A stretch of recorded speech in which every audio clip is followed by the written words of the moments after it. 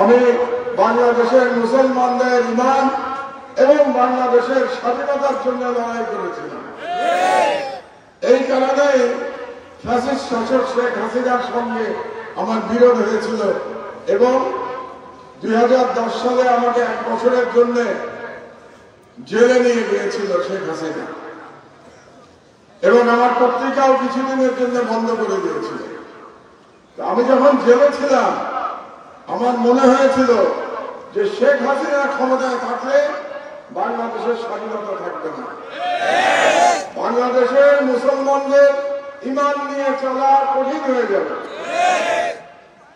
এবং জেলখানায় বসে আমার মনে হয়েছিল যে বাংলাদেশের স্বাধীনতা এবং বাংলাদেশের মুসলমানদের ঈমান আকীদা যদি রক্ষা করতে হয় তাহলে পরে আমাদের মুসলমানদের মধ্যে ঐক্য থাকতে হবে এবং মুসলমানদের মধ্যে যদি ঐক্য থাকতে হয় তাহলে সেই ঐক্য গঠনে নেতৃত্ব দিবে আলেম সমাজ। এই জন্য জেলখানায় বসে আমার মনে হয়েছিল যদি আলেম সমাজের মধ্যে ঐক্য করা যায় তাহলেই শুধু বাংলাদেশের স্বাধীনতা রক্ষা পাবে, না হলে পরে যদি আলেমের ঐক্য না হয় তাহলে বাংলাদেশ ভারতের কলোনিতে পরিণত হবে। এবং জেল থেকে বেরিয়ে আমি চিন্তা করলাম এই আলেমদের মধ্যে ঐক্যের জন্য আমার জীবন আমি উৎসর্গ করব এবং সেই সময় আজকে মহাপরিচালক মাওলানা কুবায়েদের মরহুম পিতা মাওলানা তৈয়ব উনি আমাকে দাওয়াত দিলেন এখানে এসে দুইটা কথা আপনাদের সাথে বলার জন্য। এবং সেই যে জিনি মাদ্রাসা থেকে আমার যাত্রা শুরু হয়েছিল এই যাত্রা শেষ হয়েছিল হেফাজতে ইসলাম প্রতিষ্ঠার মাধ্যমে। হেফাজতে ইসলামের প্রতিষ্ঠাতা ছিলেন মরহুম আল্লামা শফিক, কিন্তু পিছন দিক দিয়ে তাদের মধ্যে ঐক্য করার জন্য আমি কাজ করেছিলাম। যদিও আমি মওলানা ছিলাম না, এখনো আমি মওলানা নাই, কিন্তু আজকে যে বাংলাদেশ স্বাধীনতা ফিরে পেয়েছে, বাংলাদেশের তরুণ সমাজ যে বুকের রক্ত দিয়ে ফ্যাসিস্ট ইসলাম বিদ্বেষী শেখ হাসিনাকে পরাজিত করেছে সেটা সম্ভব হয়েছে আপনাদের ঐক্যের কারণে। যদি 2013 সালে আপনারা ঐক্যবদ্ধ ভাবে হেফাজতে ইসলাম প্রতিষ্ঠা করতে না পারতেন আজকে বাংলাদেশ ভারতের পরাধীনতা থেকে মুক্তি লাভ করত না। কারণ এই ইসলামী ঐক্য বাংলাদেশের তরুণ সমাজকে অনুপ্রাণিত করেছে, যে কারণে আমরা জুলাই বিপ্লবে দেখেছি প্রায় 100 জন মাদ্রাসার ছাত্র শহীদ হয়েছে শেখ হাসিনাকে পরাভূত করবার জন্য।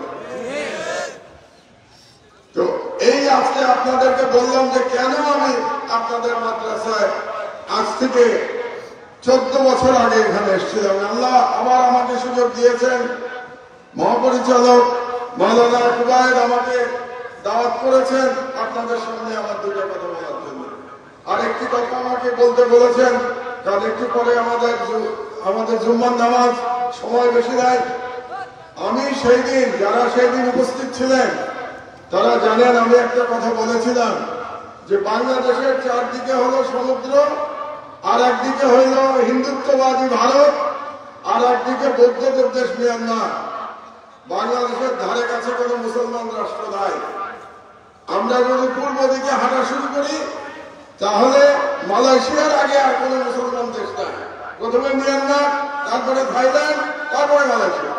পশ্চিম দিকে হাঁটা শুরু করলে হিন্দুত্ববাদী ভারত পার হয়ে পাকিস্তানে পৌঁছলে প্রথম মুসলমান দেশ। তাহলে বাংলাদেশে আল্লাহ কি রহমত করলেন যে বাংলাদেশের 90% মানুষ মুসলমান হয়ে গেল? এটার রহস্যটা কি? এই কথাটা আমি 2011 সালে আপনাদেরকে বলে গেছিলাম।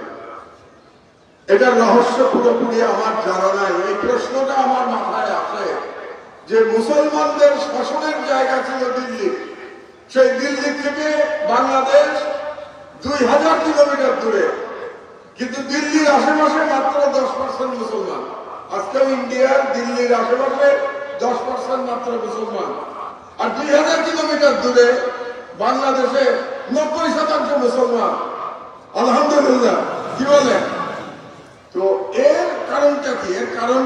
আমি যেটা দুনিয়ার কারণ খুঁজে পাই সেটা হলো যে যখন ইসলাম এসেছিল এই বাংলাদেশে আজ থেকে 1000 বছর আগে, তখন বাংলাদেশের মানুষ জুলুমের শিকার হয়েছিল।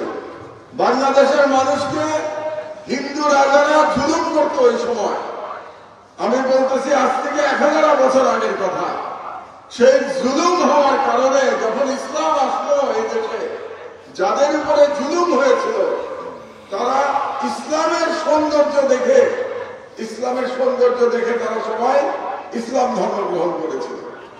কারণ ইসলামের সবচেয়ে বড় কথা, ইসলাম সাম্যের ধর্ম। ইসলামে গরিব বড়লোক, উঁচু নিচু, গায়ের রং সাদা কালো কোনো ভেদাভেদ নাই। এটা রাসূল সাল্লাল্লাহু আলাইহি ওয়াসাল্লাম তার বিদায় হজের ভাষণে বলে গেছিলেন, তার সর্বশেষ বিদায় হজের ভাষণে, যে আজ থেকে আরব অনারবের মধ্যে কোনো পার্থক্য নাই, আজ থেকে সাদা কালোর মধ্যে কোনো পার্থক্য নাই, কেউ কারো উপরে না, সবাই সমান, সবাই মুসলমান। আপনারা দেখেন না যে আপনার বাড়িতে যে কাজ করে সে যদি অন্য ধর্মের থাকে আর আজকে যদি সে মুসলমান হয়ে যায়, তাহলে মসজিদে গেলে মালিক এবং যে কাজ করে এক কাতারে দাঁড়ায়, কোনো ভেদাভেদ নাই। এটাই হলো ইসলাম। এবং ইসলামের এই সাম্যের কারণে এই অঞ্চলের যারা অত্যাচারিত মানুষ ছিলেন তারা সবাই ইসলামের ছায়াতলে আশ্রয় নিয়েছিলেন। এটা হলো আমার দুনিয়ার ব্যাখ্যা। আর আধ্যাত্মিক ব্যাখ্যা হলো যে আল্লাহ চেয়েছিলেন তাই এখানকার মানুষ মুসলমান হয়ে গেছে। আল্লাহ চেয়েছিলেন তাই এরকম একটা ছোট্ট জায়গার মধ্যে আজকে আমরা 18 কোটি মুসলমান।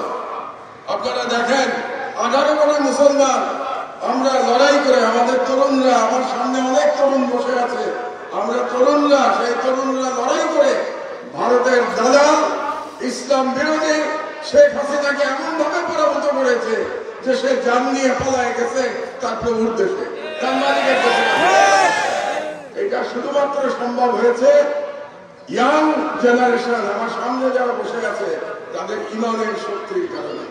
এবং এই ইমানের শক্তি আসছে কারণ আমাদের দেশের আলেমরা আলহামদুলিল্লাহ আজকে ঐক্যবদ্ধ। আমার বক্তব্য আমি দীর্ঘায়িত করবো না, একটু পরে আমরা নামাজ পড়তে যাব। শুধু একটা আপনাদের কাছে আহ্বান রেখে আমার বক্তব্য শেষ করবো। যে কোনো মূল্যে মুসলমানের ঐক্য ধরে রাখতে হবে। এই ঐক্য ধরে রাখতে যদি আমরা না পারি তাহলে হিন্দুত্ববাদী ভারত আবার বাংলাদেশকে গ্রাস করে দেবে। যদি বাংলাদেশের স্বাধীনতা রাখতে হয় তাহলে আমরা ঐক্যবদ্ধ থাকবো।